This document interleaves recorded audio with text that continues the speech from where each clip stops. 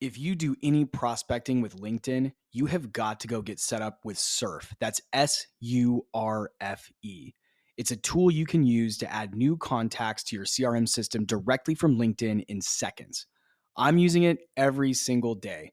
I add contacts, follow my deals, keep track of notes, and it ends up saving me a bunch of time on prospecting and outreach, which means I can spend more time moving my deals along. The data is always 100% accurate since I don't have to copy and paste all the fields over from each and every contact that I want to put in my CRM. Instead, Surf does that all automatically with just one click in about 60 seconds. The team over at Surf has put together a very special offer for fans of sales players. There's a link down in the show notes, and you can use the promo code JWSurf5. Don't forget the E at the end of Surf. That's JWSurf5 for 5% off your first year. Don't spend another minute doing things manually. Go get set up with Surf.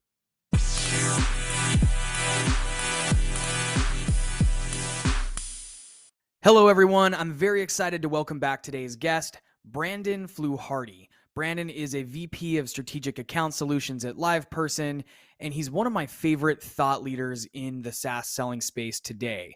A few reasons for that. One, he's the real deal. He's had multiple years now where he's cleared over 7 figures in earnings in SaaS, and he does so without buying into the very common hustle culture that you see in tech sales. And today he's coming on the show to talk about an ebook that he's putting out next month. It's called 7 Steps to 7 Figures. It's incredible. I've actually already got my hands on it in preparation for today's episode. Brandon was kind enough to give me a pre-release version of the book. I dove right into it. And today's episode is going to be focused on some of the questions I had and some of his thoughts on the different steps to getting to 7 figures in SaaS sales. So without further ado, welcome back, Brandon.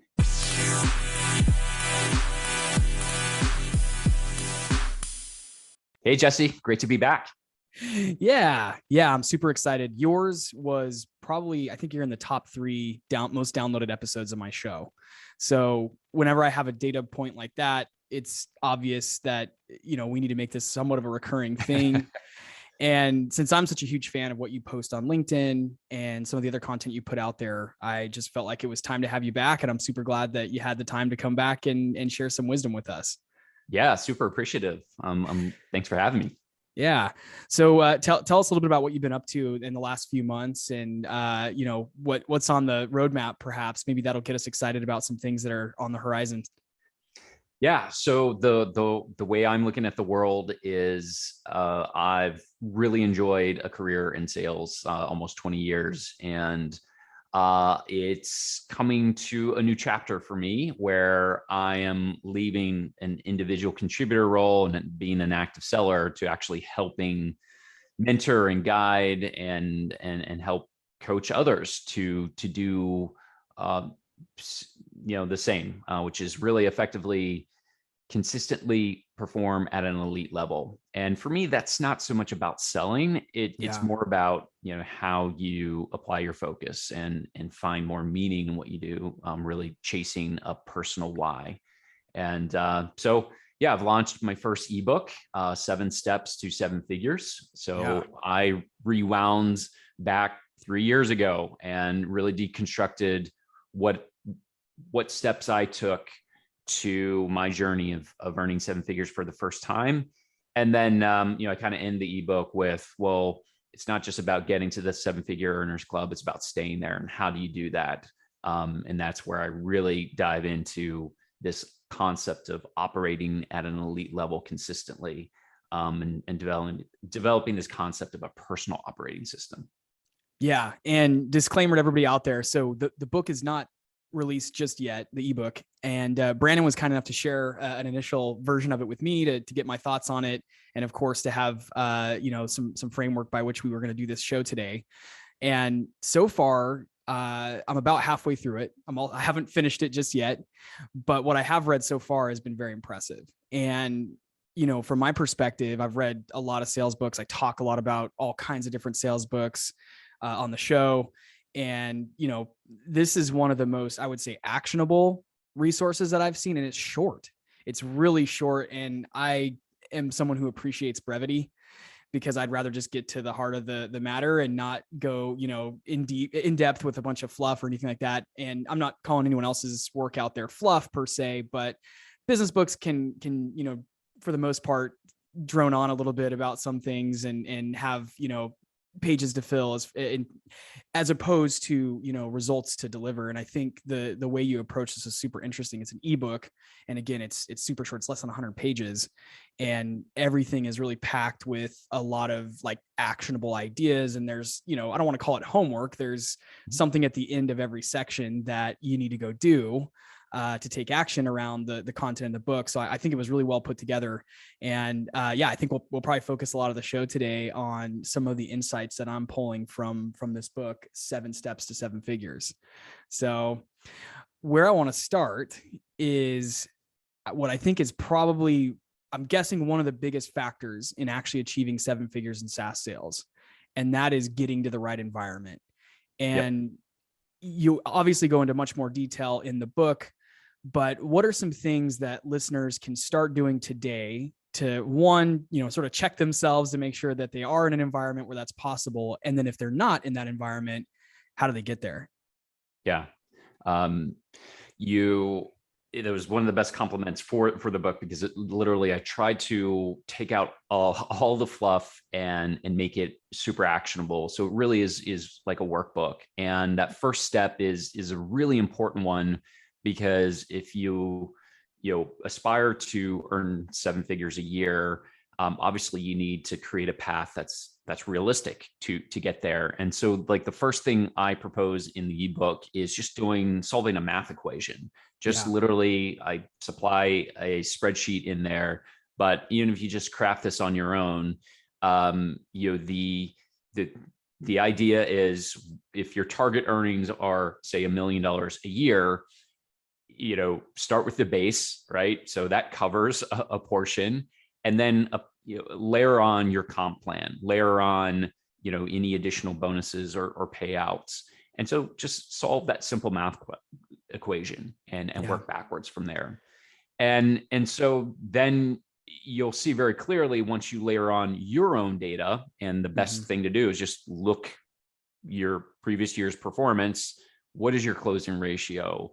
That gap that you're trying to solve for is, hey, if I satisfy, X number towards 7 figures through my base salary and maybe some RSUs, what is my gap? And if that gap is so big and your comp plan isn't realistic because your closing ratio is off, or you're just not closing the right type and size of deals, then that's when you need to question, well, what are the levers that I can pull for myself? What skill set do I need to apply? Where, what support do I need to close the type of deals that I want to make?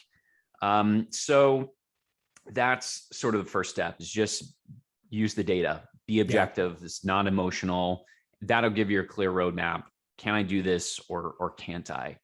And then if you come to a point where you're saying to yourself, just this environment just can't support earning 7 figures, or culturally, maybe it's not the right fit for me, then you need to come up with a list for yourself. And I call it the Goldilocks environment that you're looking for.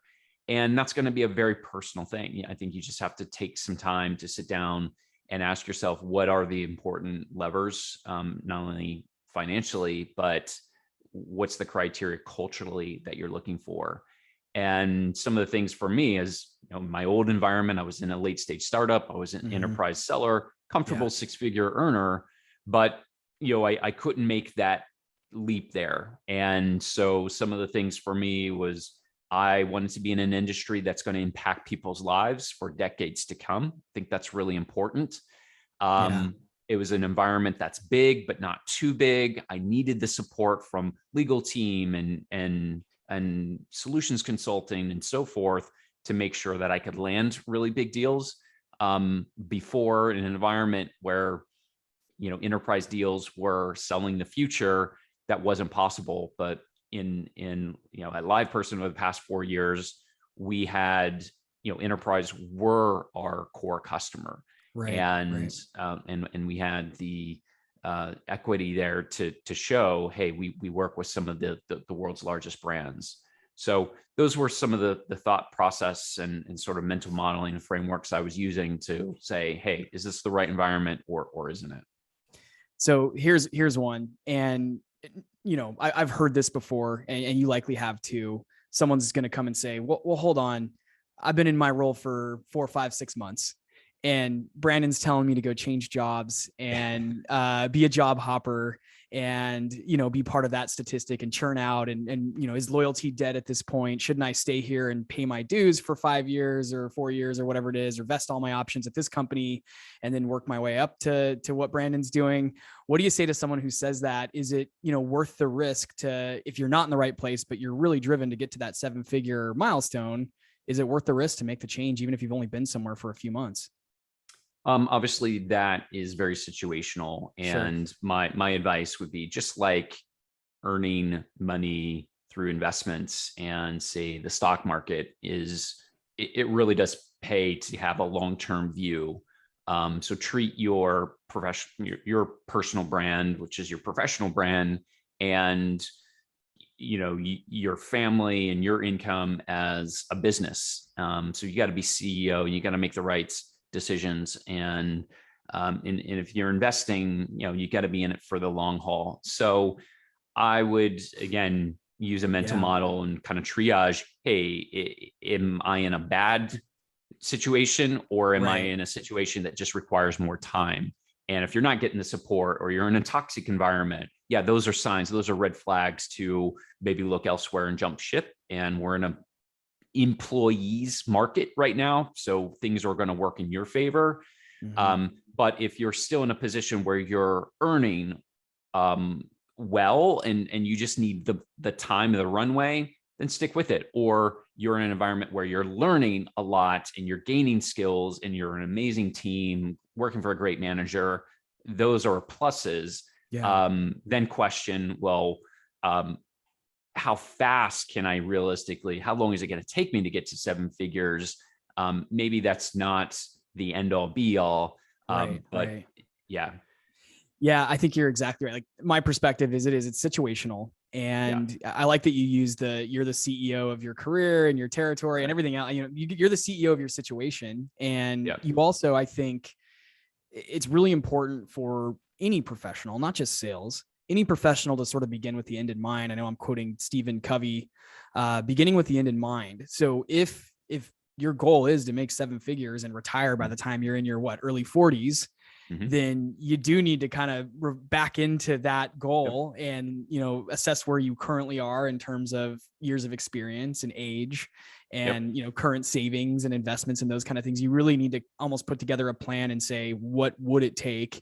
And does that, does the risk of staying put in a job, to your point, that I'm not growing, or it's a toxic situation, or it just isn't going to yield the opportunities that I need to have in order to get to this, goal by this age, then you got to assess that. And I think it's easier to take the risk once you have it all documented like that and analyzed like that. You'll be able to assess the risk a lot easier, and it won't really feel like a risk. So if you're in an environment where you're 4, 5, 6 months in, but you've got these hard and fast goals you want to hit, and you have, the end in mind, I think it'll be pretty easy to make that decision and not really have any regret about it or concern that it'll come back to bite you in the ass at some point. That's right. And a mental model I use there is just manage your temper. And temper, it's an acronym, but it stands for time, energy, motivation, priorities, and right focus. So it does take some reflection, takes some deep work. And this is really good stuff to do early in the year, like in January, to say, okay, where do I want to spend my time on high value, high leverage activities? Is this environment support? Being able to do that. My energy, do I have enough energy to bring my plan to life? What is my motivation? What is my why? What am I trying to, where do I want to be at the end of next year, this year, in 3 years, and so forth? Are my priorities feeding into what motivates me in work and life? And finally, applying the right focus. I've got to focus on those high value activities if this is my goal. So temper, I believe in frameworks, not necessarily prescriptive playbooks, even though I talk about the 7 steps. I'm very clear in the ebook that, this is a personal journey. So you may need to, these are the 7 steps I took, but you might want to go about these 7 steps in your own unique way. But having these mental models, having these frameworks to help you make decisions every day, some of those decisions are going to be big, some of those decisions are going to be small, but you need to have a personal operating system to say, here are my principles, here's like what I'm going after this year, here's my theme, and here's the important projects or accounts that I'm going to go after that align with my temper, my where I want to spend my time, energy, motivation, priorities. Yeah. What was I going to ask you? So many questions. One of the things that really stood out to me was, and it was a little bit of a reality check, which I think you were talking about your first 7-figure W-2. And part of that was because you had closed a big deal at the end of the prior year, and that paid out in like a January, February timeframe. So that sort of contributed to your overall earnings in a year. And I think I had experienced something similar. And I think it's an important lesson for sellers out there that you have to build that momentum first. I think I'm not saying it's impossible, but I'm guessing that the odds of like coming into a new role and in year 1 delivering a 7-figure, maybe it's an 8-figure quota or something to get to a 7-figure W-2 is probably not very realistic. So I think the lesson there was, there is a little bit of a commitment and a time. You got to put the time into it, and you have to sort of build the momentum because it may not happen inside of 12 months. But I guess any other thoughts you have on how to create rolling pipeline or how to sort of create that rolling momentum? Yeah, absolutely. And it's a super important point that you outlined there, because when I earned 7 figures for the first time, obviously that was a culmination of like 15 plus years of work being in sales. But very specifically, when I knew I was in the right environment, I knew this was a 7-figure earning role. It took me the first full year, 2018. I started at LivePerson January 2018, didn't close my first 2 deals until December of that year. So it took me that long just because of the nature of enterprise sales cycles. And that's relatively fast to even surpass your quota in the first year. And that took me literally getting the ball running before I even joined the company. So literally my first day was selling to someone that ended up buying in December. And if I didn't sort of build that momentum, and if I didn't use the first year of 2018 to sort of set myself up for 2019, the payout was important. Closing in December is a great thing because you're already setting yourself up in January when those commission checks come in. Then it's like, again, when you try to solve your math equation to getting to 7 figures, you might already be a few $100,000 there, right? 30-40% of it might already be covered. And so, you've got to build your foundation first. Just like running a marathon, you just can't do 26 miles without getting hurt, right? So you've got to put in the training, and that's got to be a systemized approach. Yeah. Okay. So once you're in the right environment to get the deal sizes that can yield commission checks that are large enough to get you to a 7-figure annual, then you have a section about being strategic on how you pick what you call diamond accounts. And I'd love it if you could just summarize for us how you go about. You've got a whole framework here, and again, there's a lot more meat in the ebook on how to go in and in your situation pick what is a diamond account to you. But maybe give us some of the highlights. Yeah. So I was handed a territory. Obviously, when you're in enterprise and strategic sales, it's very targeted. You probably know which customers fit into your wheelhouse offering. So it's very vertical specific. It's very account based specific. So I had a list of 50 accounts. So did other sellers who were joining the company, and we had very specific accounts that I appreciated. They were all names that we would all recognize. But I wanted to go a level deeper and not just accept because it's on my list that they were all sort of qualified accounts, at least for me. And so I applied a filter. I created this Venn diagram of 5 criteria that I could apply a filter on against my account list. And I wanted those criteria to be something that's important to me. Yeah. Like for instance, they can move fast and they have an impact on the world, or it's like a cool brand. It is something I have industry knowledge on. And so I had this 5 criteria that I could apply a filter.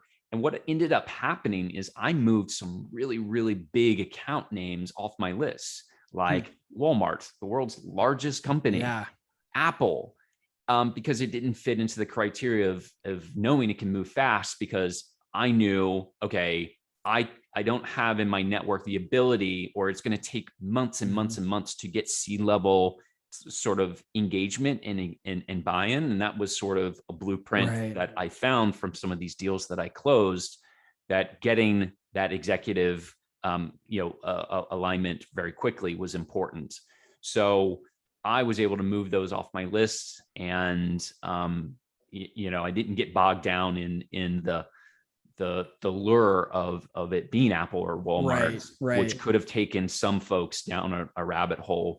And you're 12 months into an engagement and they want to just start with a $100,000, $200,000 pilot. And you've just burned so much time and energy being on planes, talking with mid-level type of executives who aren't thinking strategically. Yeah, that's super interesting to think about, because I think the inclination is always like, ooh, I got Walmart, or I have an opportunity to work Apple.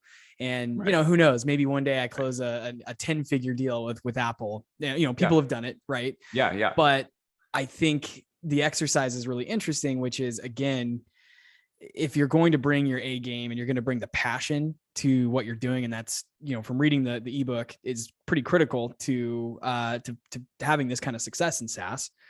You really want to focus on accounts that you can add value to, but also meet, some of these other criteria. And the Venn diagram is super interesting. And I know it was a Japanese word that sort of represents all the different aspects of life, like what you're good at and what adds value to others. And I thought that was super interesting to then compare to kind of picking accounts, which a lot of people might think is just sort of a whatever exercise. Just pick the top, the 5 biggest e-commerce brands in the world, and that's my accounts. And I don't really put a lot of other thought into it.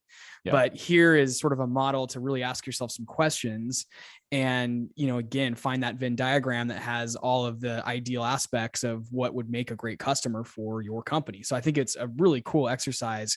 It was super timely for me too, because I mentioned off air, I just started in a new role and I'm picking my ideal accounts.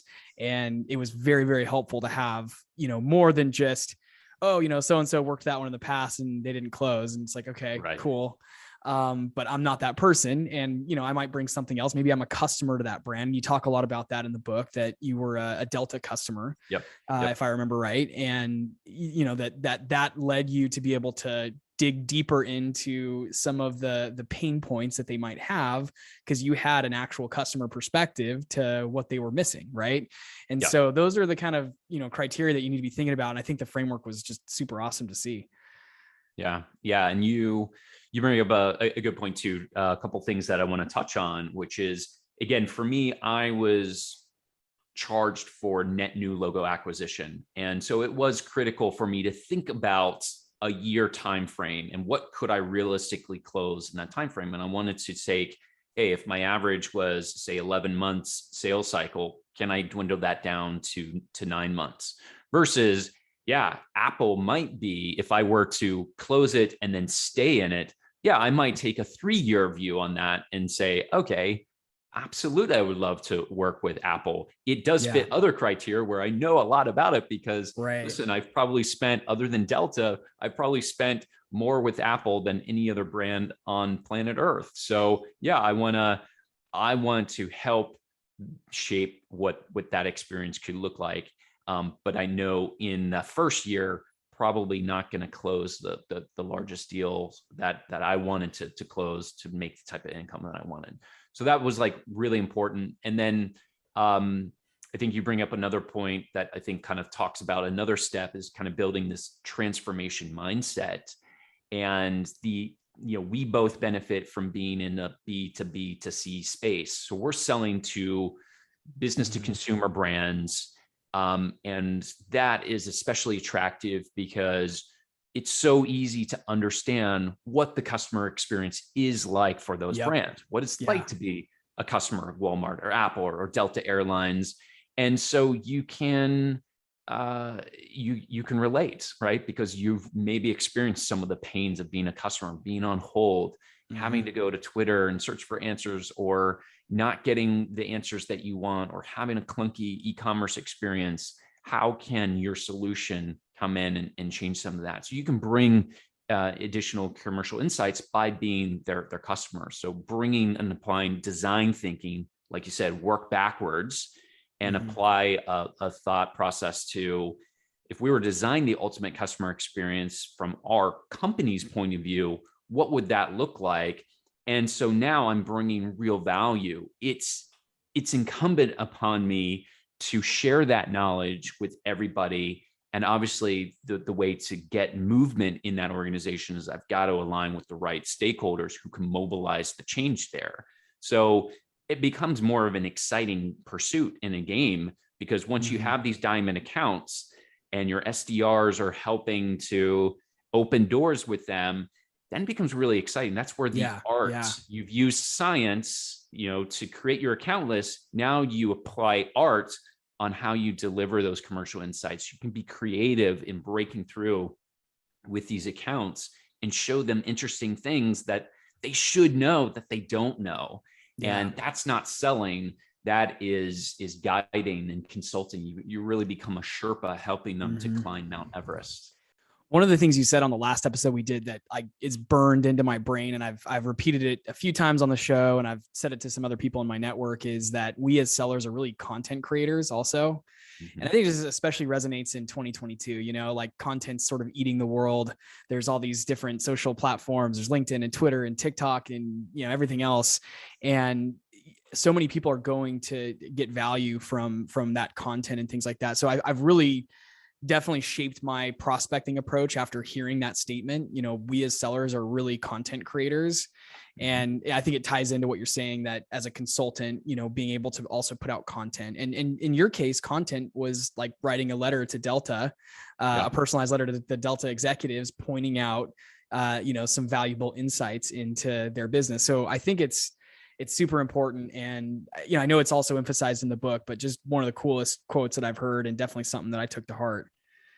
Yeah. And it's really important that we think of ourselves as content creators, because, going back to the concept, we're CEOs of our life. We need to be, marketers of what we're offering and what we're selling. And to me, it's not just pushing products and pushing the marketing material that's created by our company. We have to apply our own personal lens of, hey, here's what it's been like to be on an airline, and here are some of the pains that I've experienced, but here's what utopia could look like. And I just so happen to know how to bridge that gap, being one of your top customers and working with one of the top companies that can make those changes, because we've already done it with others in or out of your industry.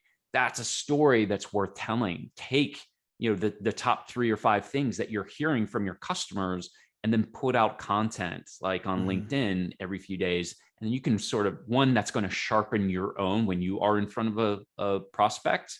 It's going to help you to tell your story better in a more coherent fashion, because you've been a content creator.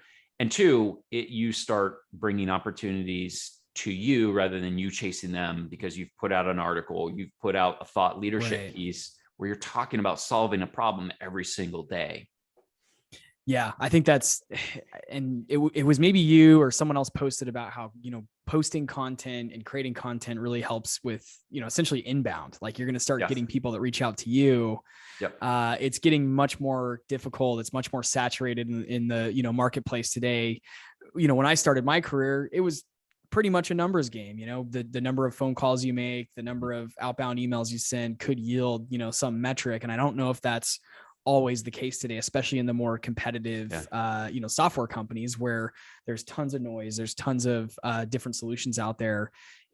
I think what really is going to set apart reps in the future, the good ones from the great ones, is just that. It's the content, it's the consultative approach, and the brand, and building a brand as a thought leader. So I think it's super cool. And of course, if there's anyone out there listening that's not following Brandon already, you'll learn a thing or two just by seeing the volume of content that you put out there, but the quality of it. It's not just about the quantity, it's the quality of it as well.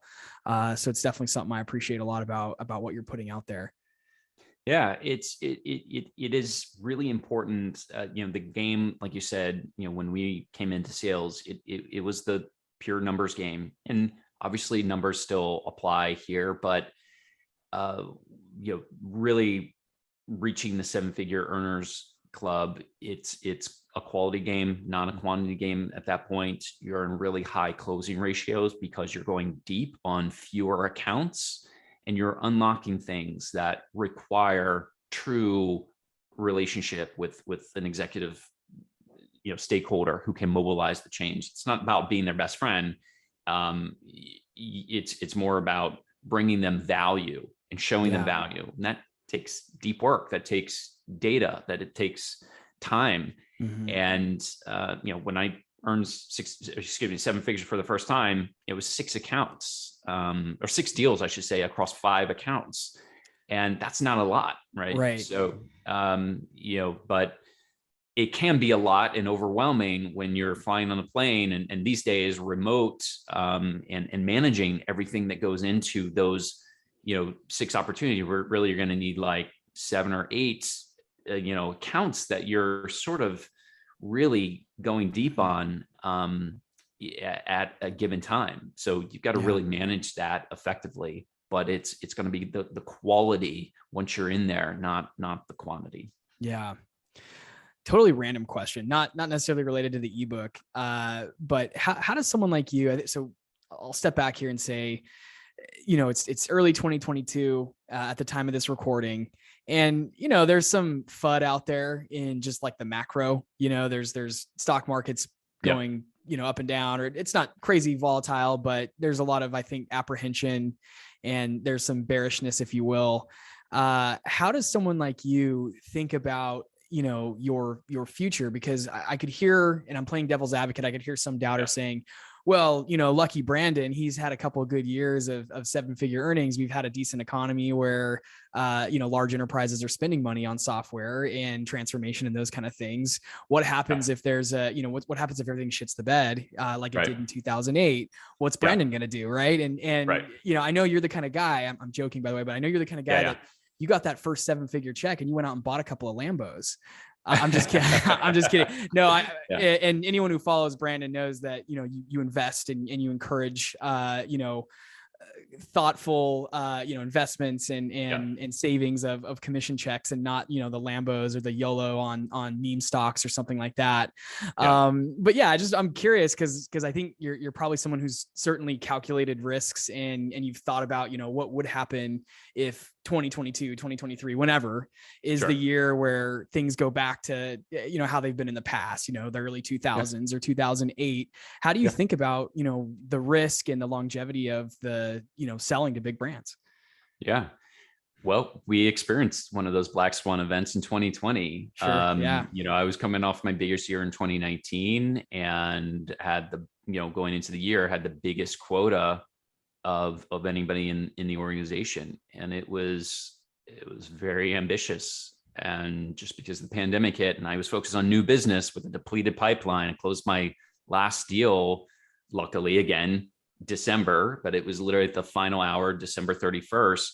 So that put me in a good spot coming into 2020. 3 months later, complete chaos. I mean, I had prospect executives furloughed, new logo acquisition, like bam, new business was not anything that anybody wanted to talk about. I mean, there was a mandate for many enterprises.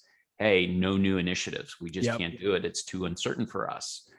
And so, it was a very quiet period, but I I stayed calm. I was able to go back to, okay, what's my theme for the year? What are my principles? So when I go back to like the basics, that allows me to navigate the choppy waters with more of a calm point of view and perspective on the world.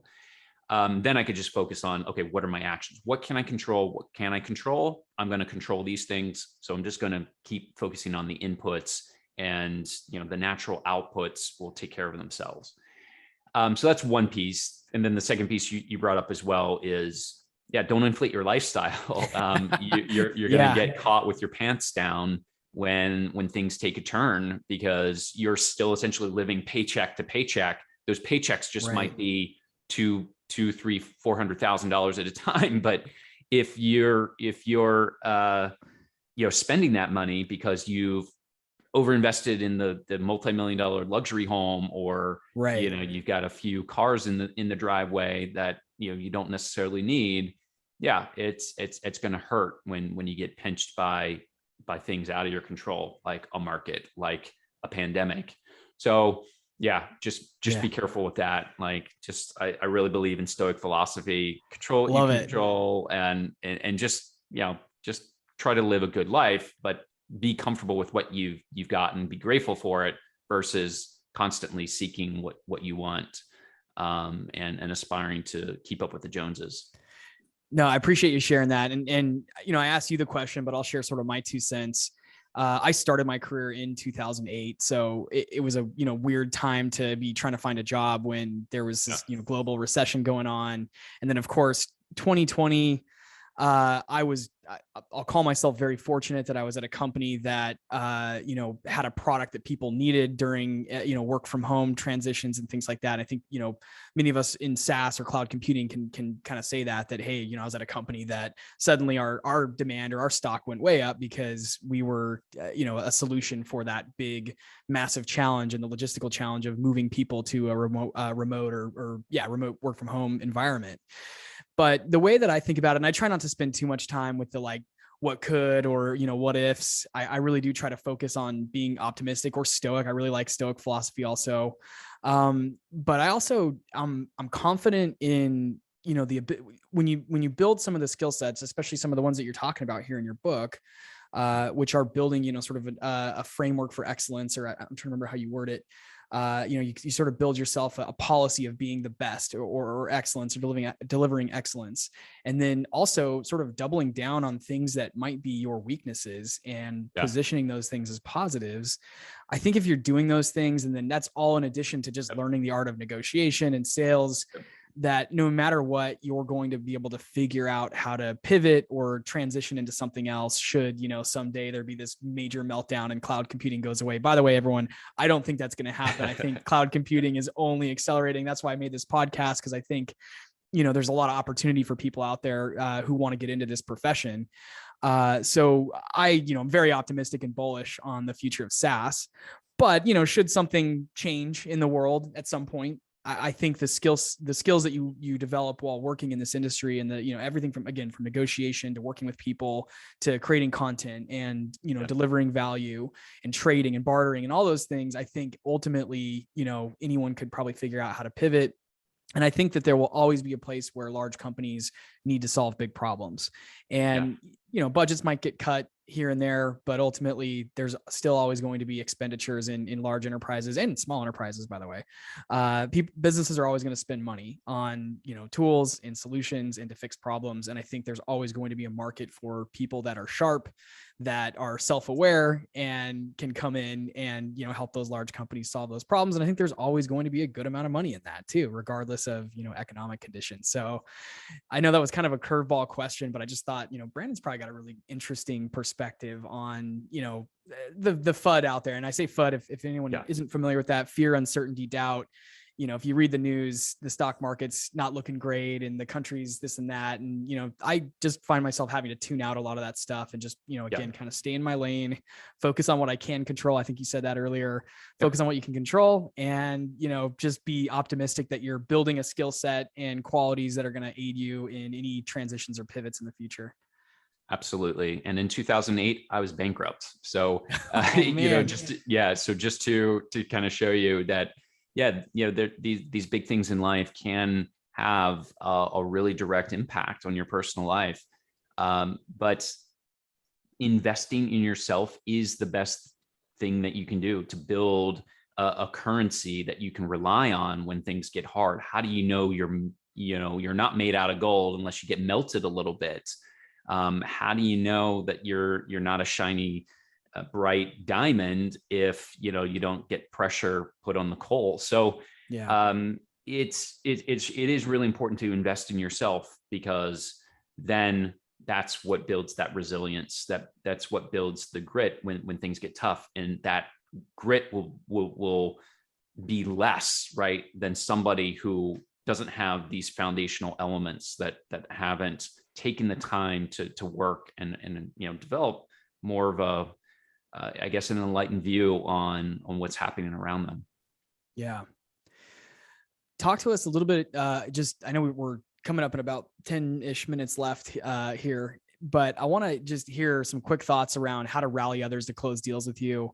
I haven't actually gotten to this part in the book yet. I'm looking forward to digging into it, but I know that this is one of the most important parts about doing large scale deals. I've heard this from, Jamal Reimer, who was on the show. You've talked about it in the past, and my colleagues in my network who have had, massive W-2 years always say, you are not going to close big deals in a vacuum, in a silo. You do need to rally others around you. Talk to us a little bit about how someone can start doing that today. And I know it's probably not an overnight thing where suddenly the entire organization is your little army that's out trying to help you close your deals.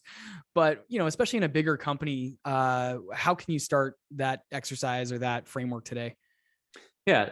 Think about a director. If she were to act out every single scene, right? It just, what kind of film would be a product of that? What if a quarterback, right, ran the ball every single play?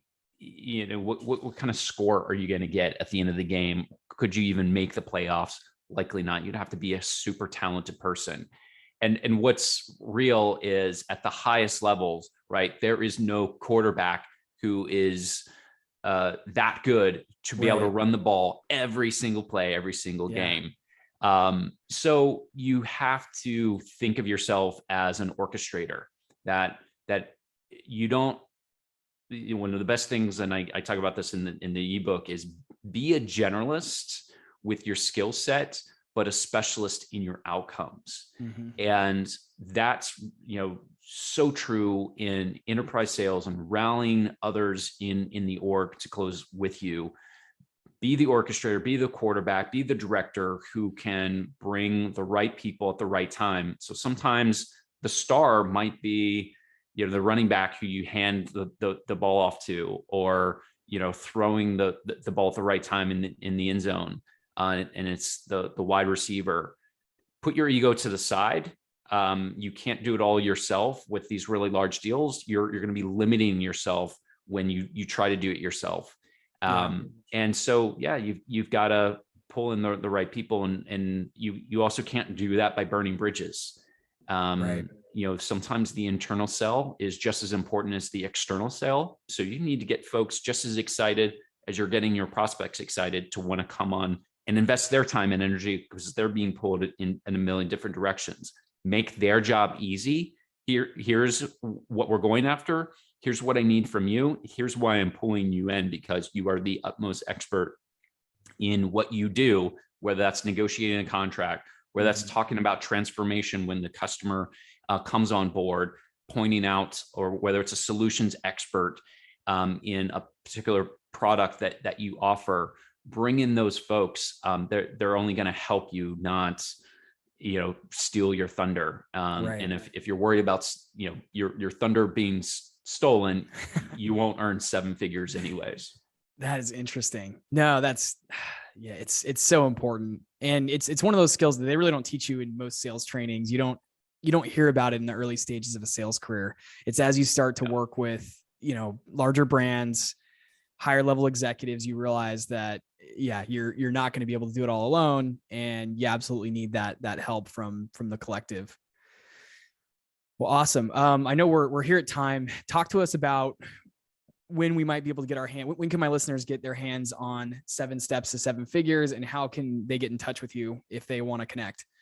Yeah. So BrandonFluharty.com is the best way to get your hands on this book first, and at a discount when the book becomes publicly available, which is we're targeting February 2022. So here we are mid-January. So in about a month, what we're doing is I wanted to put it out to some thought leaders, some sales leaders, get their initial feedback. And we want to take that feedback and enhance the current version of the ebook so that we pack even more value out of it when it's available for sale. So that's what's happening right now. And yeah, can't wait. And for those who are signed up on BrandonFluharty.com, my newsletter, which also has a lot of really good content and value in and of itself, you'll be getting it first. And like I said, you can get it at a discount before it goes to the general public later in February. Awesome. Well, I will post some links in the show notes. Brandon, anything in closing, final thoughts, or anything you care to share? Yeah, this was great. I appreciate it. And yeah, let's make 2022 the best year of our careers. And that takes some thoughtful, deep planning and knowing kind of where we came from and knowing where we want to go. You got to make it a personal journey and know your reasons why you do everything. That's going to help you to stay focused and on track to execute your plan. Brandon, always a pleasure. Thanks again for coming on. Thanks, Jesse.